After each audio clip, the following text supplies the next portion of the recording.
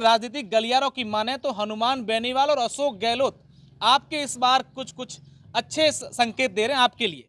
ये भूतपूर्व विधायिका सुश्री दिव्या जी ये जो है श्रेय लेने की जरूर बोलती कोशिश करती है। कि दोनों नेता दे चुके हैं, आपके जो प्रतिद्वंदी हैं उनके खिलाफत के संकेत दोनों नेताओं की ओर से मिले हैं, चाहे हनुमान बेनीवाल हो या फिर अशोक गहलोत। कांग्रेस ने धरातल पे तो कुछ काम किया नहीं है। हम्म। हाँ, धरातल पे एक काम ऐसा जरूर किया है। चुनावी यात्रा हमारी ओसिया पहुंच चुकी है और ओसिया आकर के हमने पता किया कि यहाँ पर जो भाजपा के प्रत्याशी हैं भैराराम सियोल, उनके पास जाते हैं और जानते हैं कि उनके यहाँ पर क्या चल रहा है।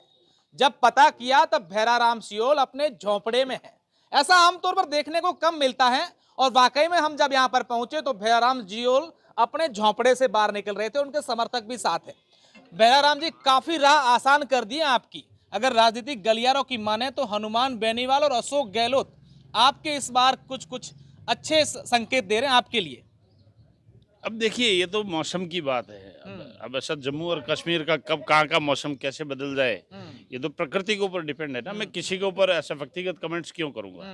आप इस बात से एग्री तो करते हैं कि हाँ, मेरे लिए वो दोनों ही ठीक है। नहीं, मैं इसमें मैं उनके बारे में कैसे कमेंट्स कर सकता हूँ। वो उनको क्या प्रॉब्लम है या इनकी क्या प्रॉब्लम है।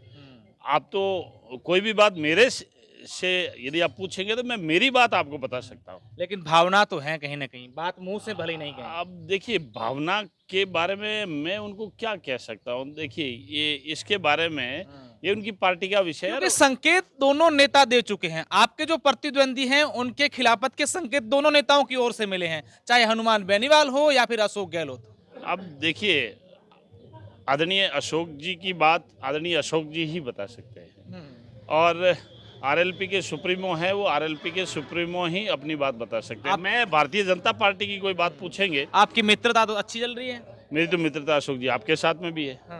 आप ऐसा है उधर हमारे सामने वालों से कभी इंटरव्यू लेने के लिए जाते नहीं, मेरे पास ही आते हैं। ये मित्रता है तभी आप आते हैं। उनको लेकर तो ये बातें कहती हैं कि वो कई लोगों से बातचीत नहीं करते हैं, उसका फायदा मिल रहा है, उनके एटीट्यूड का फायदा आपको मिल रहा है कहीं ना कहीं। अब देखिए, उनका एटीट्यूड भी वो भी उनका व्यक्तिगत ये तो विषय है। अब ऐसा मैं तो सामान्य किसान परिवार से सोच समझ कर बयान दे रहे हैं। अब देखिए, सोच समझ के बयान देने की तो बात इसमें नहीं है, लेकिन जो ऐसा धरातल पे ऐसा सत्य है, उन्होंने जन्म ये जैसे चांदी के चम्मच में लिया और हमने तो सामान्य किसान परिवार के घर में जन्म लिया है। तो मैं अपनी बात रखूंगा तो ये जैसे सामान्य किसान परिवार होने के नाते एक ऐसा किसान जो बात रखता है वही मैं बात रख सकता हूँ। अच्छा भैराराम जी, हम ओशिया के कई गांव ग्रामीण क्षेत्रों में गए, कई लोगों से बातचीत की। कांग्रेस सरकार ये दावा कर रही है कि हमने खूब सारे काम किए, चाहे पानी हो, बिजली हो, सड़क हो, लेकिन कहीं ना कहीं समस्या अभी भी बरकरार हैं। लोग कहते हैं आपको ये बातें। अब देखिए, कांग्रेस ने धरातल पे तो कुछ काम किया नहीं है। हाँ, धरातल पे एक काम ऐसा जरूर किया है। इन आपके 2018 से 23 के बीच में हिंदू मुस्लिम बहुत झगड़े करवाए, लॉ एंड ऑर्डर की स्थिति बहुत खराब रही। संपूर्ण कर्जा माफी के बारे में जो वादा किया, हमारे ओशिया विधानसभा क्षेत्र में 15 से 20 किसानों ने आत्महत्या की। इस झूठ और लूट की सरकार के ऊपर भरोसा करके इन ऐसे किसानों ने अपनी ई लीला समाप्त कर दी। ये पाप जो है, ये पाप तो कांग्रेस की सरकार को लगेगा।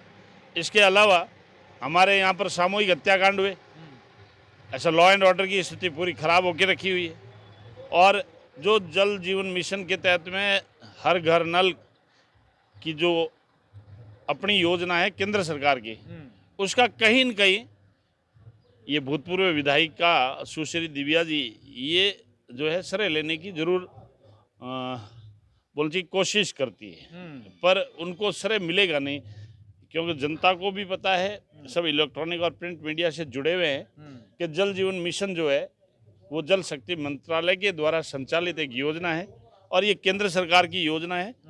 और आदरणीय नरेंद्र भाई मोदी और गजेंद्र सिंह जी शेखावत साहब ने एक साथ में लगभग 29 से 30 हजार करोड़ का फंड दिया, वो भी राज्य सरकार खर्च नहीं कर पाई।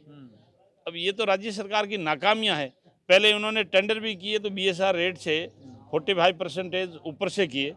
जब ये सारी चीज़ें जांच के दायरे में आने लगी तो उनको वो टेंडर भी कैंसिल करने पड़े, ये इस बात का सबूत है। अच्छा, आपके ओशिया में कोऑपरेटिव वाला काफी मामला चला था। कोऑपरेटिव में इन्होंने इतना बड़ा भ्रष्टाचार कर रखा है, इतना बड़ा भ्रष्टाचार कर रखा है। इस बार सरकार आते ही इस ऐसे कोऑपरेटिव सेक्टर पे हमारी टेढ़ी नजर रहेगी। हम इसको भी ठीक करने की कोशिश करेंगे। अच्छा भैराराम जी, एक चीज ये आपकी जनता है वो जानना चाहती है कि इस बार भैराराम सियोल किन मुद्दों के साथ लोगों के बीच जा रहे हैं, कह रहे हैं कि भाई देखिए मुझे अगर आपने जिता दिया तो मैं आपके लिए ये काम कर लूंगा। और अगर ओसिया के जातिगत फैक्टर की बात करें तो काफी हद तक आपने तमाम जो फैक्टर थे वो साध लिए हैं। देखिए, ओसियां की जनता का मेरे प्रति जो स्नेह है, मेरे प्रति जो आशीर्वाद है, ये कोई एक दिन की तपस्या के पीछे नहीं बनता। आपको अनवरत और लगातार मेहनत करनी पड़ती है, लगातार पब्लिक के बीच में रहना पड़ता है। जहाँ तक आपने जो है राजनीतिक समीकरणों की बात की है, अब देखिए ये 2018 में भी कांग्रेस की ही चाल थी और उन्होंने बोलना चाहिए जातीय वाइज बोलना चाहिए वोटों का ध्रुवीकरण करने का कांग्रेस ने ही काम किया। आज दिन तक कांग्रेस का इतिहास ये रहा है कि वो हमेशा एक जाति को दूसरी जाति से लड़ाकर अपना स्वार्थ सिद्ध करते आए। अब सब नागरिक और आम जनता, ओसियां की नहीं पूरे राजस्थान की जनता सब समझ चुकी है और जनता को विकास चाहिए। और हमारा जो मुद्दा है वो जनता का बोलते विकास का ही मुद्दा। देखिए 1952 से लोकतांत्रिक प्रक्रिया के अंदर चुनाव होने शुरू हुए, आज 2023 है। 71 साल के इस लोकतांत्रिक पर्व में ये आपकी जो ना 16वीं विधानसभा के चुनाव हो रहे हैं। मेरा 5 साल का कार्यकाल और इनके 71 में से 5 निकाल दूं तो 66 ईयर, तीसरी पीढ़ी, वो मेरा 5 साल का कार्यकाल और ओसियां का विकास के कार्य जो मेरे द्वारा हुए, भारतीय जनता पार्टी के द्वारा हुए, भारतीय जनता पार्टी के कार्यकर्ता के द्वारा हुए, वो मेरे 5 साल इनके 67 सालों के ऊपर भारी पड़ रहे हैं। जो पहले अपने बंगलों से नहीं निकलते थे, आज अब 24 ही घंटे खाक छान रहे हैं। हर जो वोटेश्वर महादेव के पास जाके हाथ पांव जोड़ने की इनकी स्थिति आई है। तो इसका मतलब यह है कि एक किसान परिवार से सामान्य आदमी जब घर से बाहर निकला है तो उनको राजनीति की ठीक ढंग से परिभाषा समझ में आई कि वो पहले वाली राजनीति नहीं चलेगी। आपको यहाँ पर धरातल में काम करना पड़ेगा। झूठे वादों के साथ में जो कांग्रेस चली है ना, उन झूठे वादों के साथ में अब कांग्रेस नहीं चल सकती। आप ये कह रहे हैं कि वोटर्स अब जागरूक हो चुके हैं। हाँ, एकदम सामान्य, एकदम जो बोलना चाहिए सच्ची और अच्छी बात है। अब ऐसा वोटेश्वर महादेव सब जान चुका है कि किस भगत के ऊपर ऐसा कृपा दृष्टि ऐसा बरसानी है। अच्छा, अब मेरा आखिरी सवाल है, कांग्रेस पार्टी कई राज्यों की बात करें, उनके साथ साथ अब राजस्थान में भी गारंटी लेकर आ गई है। 7 गारंटियां बता रही हैं कि हमारी ये गारंटी है और हमने गारंटियों पे काम किया है। तो वो कहीं ना कहीं आपके लिए मुश्किलें, चुनौती पैदा कर रही है गारंटियां? हमने तो ऐसा कोई गारंटी वाला इनका सिस्टम देखा नहीं है। जो ये फूड पैकेट जो बांट रहे थे वो भी नकली, ऐसा टेस्ट करने वाली एजेंसी भी इनकी, बांटने वाली भी सरकार, उसके अंदर धनिया पाउडर के अंदर जो ऐसा कचरा मिला के सप्लाई कर रहे हैं। और जिस स्वास्थ्य बीमा योजना की जो बात कर रहे हैं उसमें कितने लोगों का इलाज हुआ, वो जरा मैं आपके द्वारा ही आपके चैनल के माध्यम से ये पूछना चाहता हूँ। जरा एक बार सरकारी अस्पतालों में या किसी भी अस्पताल में ये पता लगा कि बता दो कि आज दिन तक जो गारंटी दी है उस गारंटी के अनुसार नीचे धरातल पे कितने काम हुए। ये खाली खोखली और थोती घोषणाएं हैं जो कांग्रेस करती आई है। इससे पहले भी संपूर्ण कर्जा माफी का वादा था, ऐसा लंबे लंबे हाथ करके बोला था संपूर्ण कर्जा माफी, वो कहाँ गई संपूर्ण कर्जा माफी? आज दिन तक हुई हो तो ग्राउंड लेवल पे बताओ ना। इन्होंने कहा था बेरोजगार युवाओं को हमेशा 35 रुपये के जैसे बता देंगे, वो कहाँ गया बता? उल्टा राजस्थान के बेरोजगार युवाओं के साथ इस सरकार ने इतना बड़ा छलावा किया। 19 पेपर लीक हो गए भाई साहब। एक किसान परिवार से आदमी एग्जाम कंपटीशन देने के लिए अपने बच्चों के ऊपर बोलते हजारों लाखों रुपए खर्च करता है, कंपटीशन की तैयारी करवाता है, कोई जयपुर दिल्ली कोटा कहाँ भेजते हैं, और आखिरी में जैसे ही पेपर दे के बाहर आता है बोला पेपर लीक हो गया। ये तो पूरी सरकार ही लीक है।